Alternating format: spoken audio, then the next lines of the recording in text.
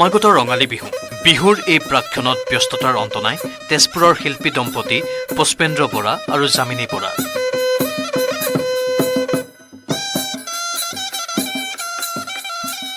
এগৰাকী শুনিপোন থলুৱা বাদ্যযন্ত্ৰ নিৰ্মাতাৰূপে পৰিচিত পুষ্পেন্দ্ৰ বৰাই বিহু উপলক্ষে ৩০০ গগনা নিৰ্মাণ কৰি তোলাৰ লগতে সাজু কৰি ৰাখিছে প্ৰায় ৫০০ বাঁহী, লগতে বহু সংখ্যক মহৰ শিঙৰ পেঁপাও।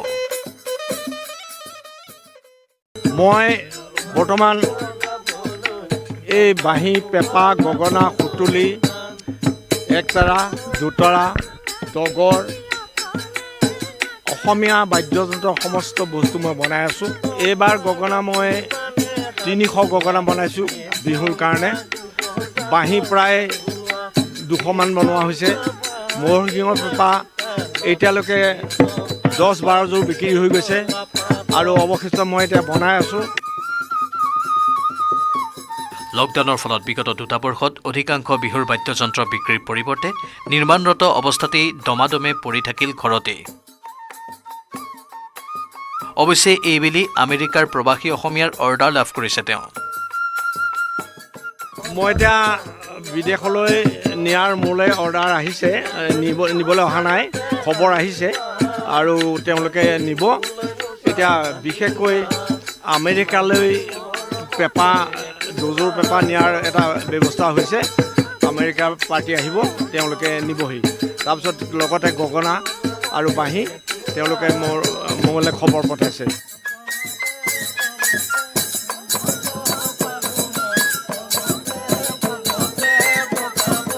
ইতিমধ্যে ৪৮ ফুট দৈৰ্ঘ্যৰ বাঁহী নিৰ্মাণ কৰি বজাই ইণ্ডিয়া বুক অফ ৰেকৰ্ডছত নিজৰ নাম অন্তৰ্ভুক্ত কৰিবলৈ সক্ষম হৈছে তেওঁলোকে।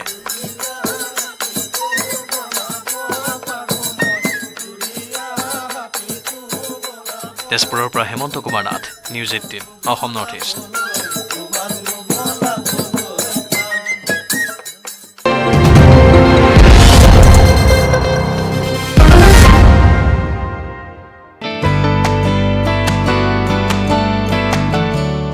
কাজিৰঙা তথা অসমক বিশ্ব দৰবাৰত পৰ্যটকৰ আকৰ্ষণ কৰাৰ প্ৰচেষ্টা হাতত লৈছে সুদূৰ ৭ সাগৰ ১৩ নদী পাৰ হৈ অহা এগৰাকী বিদেশী পৰ্যটকে।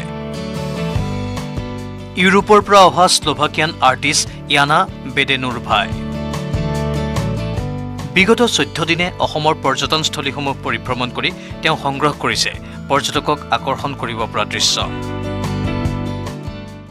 I have done the plein air or painting outdoor before, mostly in Meghalaya, and because of that jungles are one type or there are certain specifics, I wanted to explore more. And I've been in Assam before because I have my husband is from Assam and I really wanted to come to this place to depict this place, and I chose Kaziranga because they have perfect infrastructure not only for tourists but also for researchers, and it's basically the continuation of my projects, which main idea is to depict the wildlife nature or depict the image of the nature which is not touched by human or which is still surviving by the natural way. ৰং তুলিকাৰে পাট মুগা কাপোৰত অংকন কৰিছে এই দৃশ্যসমূহ। অংকন কৰা দৃশ্যসমূহ প্ৰদৰ্শিত কৰা হয় শ্ৰীমন্ত শংকৰদেৱ কলাক্ষেত্ৰৰ ললিত কলা ভৱনত।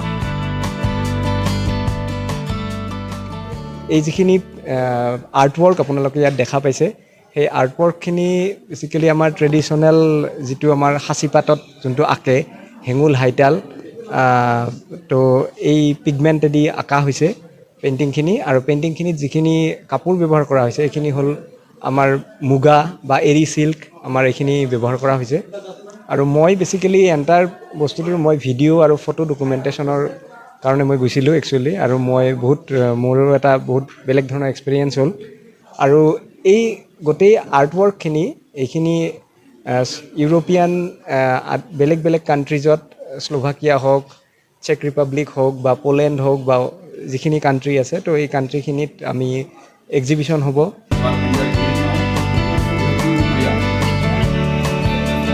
প্ৰদৰ্শন কৰাৰ লগতে অসমৰ বিভিন্ন স্থানৰ পৰা অহা চিত্ৰশিল্পীৰ লগত আলোচনা কৰে অসমৰ পৰ্যটনস্থলীসমূহক কিদৰে বিশ্ব দৰবাৰত প্ৰতিষ্ঠিত কৰিব পাৰি। অসমৰ পৰ্যটনস্থলীসমূহ পাট মুগা কাপোৰত অংকন কৰি ইউৰোপ তথা অন্যান্য বহিৰাষ্ট্ৰৰ অনুষ্ঠান প্ৰতিষ্ঠানত প্ৰদৰ্শন কৰিব তেওঁ। উৎপল হালৈৰ প্ৰতিবেদন, নিউজ 18 অসম নৰ্থ ইষ্ট।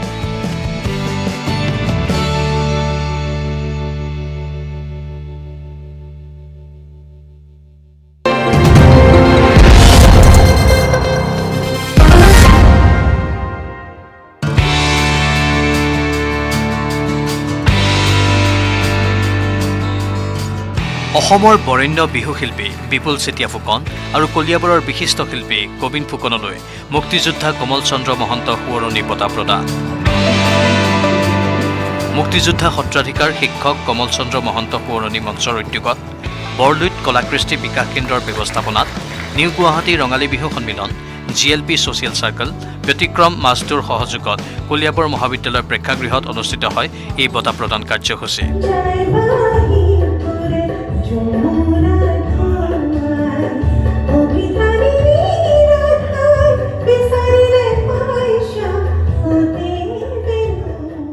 কলিয়াবৰৰ বিশিষ্ট ব্যক্তি কমল চন্দ্ৰ মহন্ত দেৱৰ সোঁৱৰণী বঁটা যিহেতু এইবাৰ আমি কলিয়াবৰত আয়োজন কৰিছোঁ আৰু কলিয়াবৰ এই কলেজত মহাবিদ্যালয়ত গতিকে এটি খুব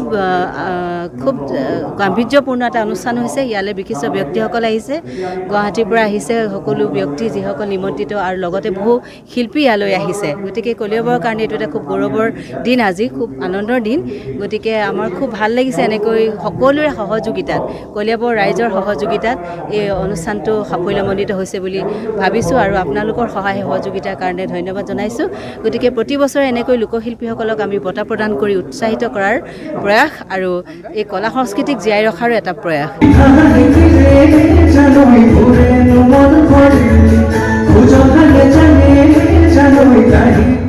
কলিয়াবৰৰ বিশিষ্ট শিল্পী গোবিন্দ ফুকনলৈ 2021 বৰ্ষ আৰু শিল্পী বিপুল চেতিয়া ফুকনলৈ 2022 বৰ্ষৰ বাবে প্ৰদান কৰা হয় কমল চন্দ্ৰ মহন্ত সোঁৱৰণী বঁটা। স্বাস্থ্যমন্ত্ৰী তথা প্ৰয়াত কমল চন্দ্ৰ মহন্তৰ পুত্ৰ কেশৱ মহন্তৰ উপস্থিতিত কমল চন্দ্ৰ মহন্ত সোঁৱৰণী বঁটা প্ৰদানৰ গাম্ভীৰ্যপূৰ্ণ অনুষ্ঠানত দুয়োগৰাকী শিল্পীকে 25,000কৈ নগদ মাননি, জাপি, গামোচা, অংগবস্ত্ৰ আৰু স্মাৰকেৰে সম্বৰ্ধনা জনোৱা হয়। কলিয়াবৰৰ পৰা Dibakar Das, News 18 Assam north east.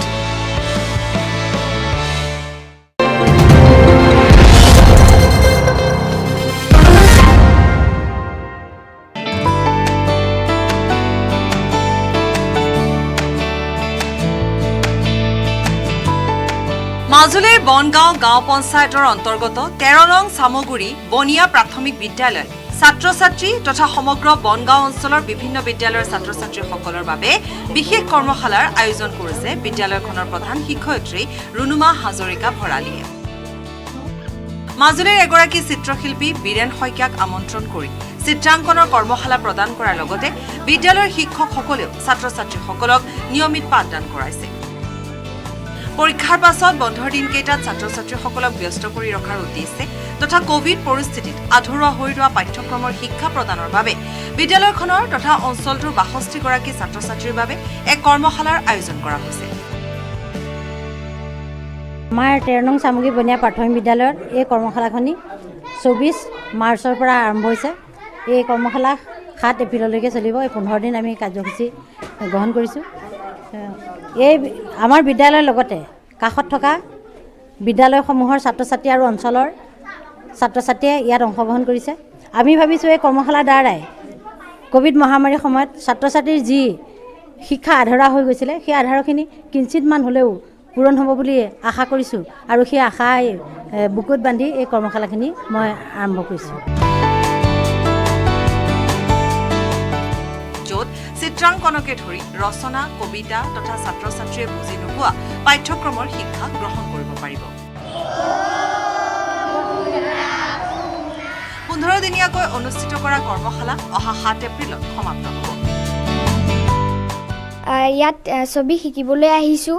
ইয়াত বহু ধৰণৰ ধুনীয়া ধুনীয়া ছবি শিকাইছে, ছেডিং কৰা শিকাইছে আৰু আল্পনা শিকাইছে। আমি ক'ভিডৰ সময়ত স্কুললৈ আহিব পৰা নাছিলোঁ বা ছবি শিকিব পৰা নাছিলোঁ। আজি এই সুযোগ আমি পাইছোঁ, তাৰ বাবে মই বাইদেউক বহুত ধন্যবাদ দিছোঁ। সমগ্ৰ অঞ্চলবাসীয়ে বিদ্যালয়খনৰ তথা প্ৰধান শিক্ষয়িত্ৰীগৰাকীৰ ছাত্ৰ ছাত্ৰীসকলক এই সুবিধা প্ৰদান কৰাৰ বাবে ধন্যবাদ জ্ঞাপন কৰিছে। বাইদেউক আমি অশেষ ধন্যবাদ দিছোঁ।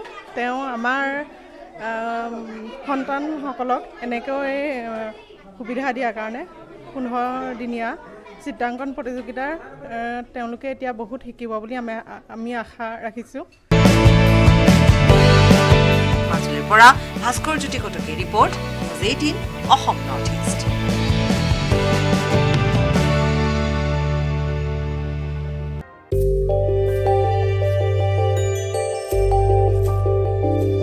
সম্প্ৰতি পচন সাৰ আৰু জৈৱিক পদ্ধতিৰে কৰা শাক পাচলিৰ চাহিদা বহুগুণে বৃদ্ধি পাইছে। ৰাসায়নিক সাৰ আৰু কীটনাশক ঔষধৰ ব্যাপক প্ৰয়োগৰ ফলত জনস্বাস্থ্যলৈ তীব্ৰ ভাবুকি নমাই অনাৰ সময়তে চাহিদা বৃদ্ধি পাইছে জৈৱিক আৰু পচন সাৰৰ দ্বাৰা উৎপাদিত শাক পাচলি। শোণিতপুৰৰ বৰচলাৰ পিৰাকাটাৰ কৃষক হীৰেন সেনে সেউজ বিপ্লৱেৰে দাঙি ধৰিছে আদৰ্শ। জৈৱিক আৰু পচন সাৰ প্ৰয়োগ কৰি শাক পাচলিৰ খেতি কৰি ঢেকিয়াজুলি অঞ্চলৰ বজাৰ দখল কৰাই নহয়, ইয়াৰ জৰিয়তে তেওঁ লাভৱানো হ'বলৈ সক্ষম হৈছে।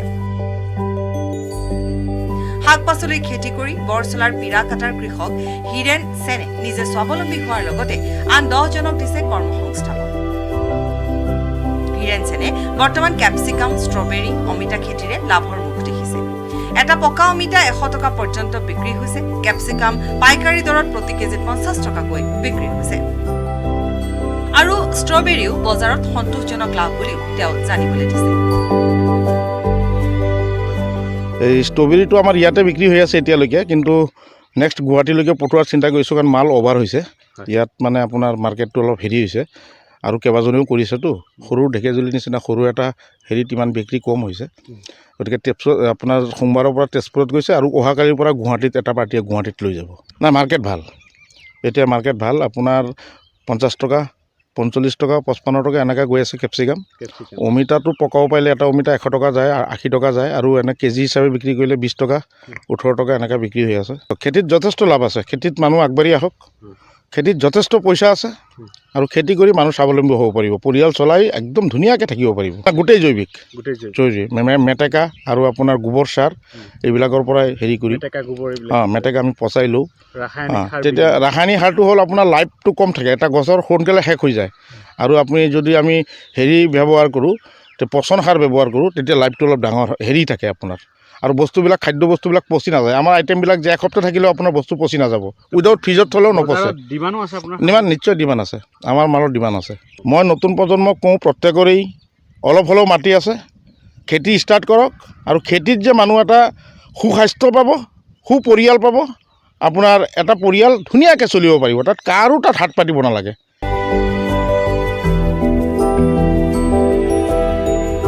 এনেদৰে কৃষিকাৰ্যত মনোনিৱেশ কৰিলে যুৱ প্ৰজন্মই যথেষ্ট সংস্থাপনৰ বাট দেখাৰ লগতে নিবনুৱা সমস্যাও সমাধান হ'ব বুলি তেওঁ আশাবাদী। মিছামাৰীৰ পৰা হৰেণ ভূমিজৰ report, News 18 Assam north east.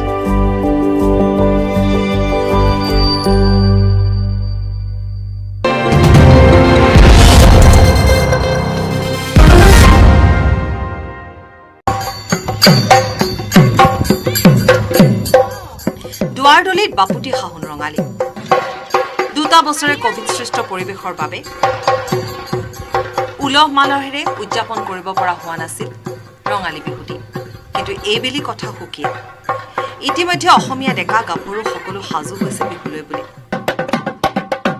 এই বতৰত নাচনীক ঢোলৰ চেৱে চেৱে নচোৱাৰ বাবে সফল বিহুৱা ডেকাই ভিৰ কৰিছে লোকবাদ্যৰ বিপণীসমূহত।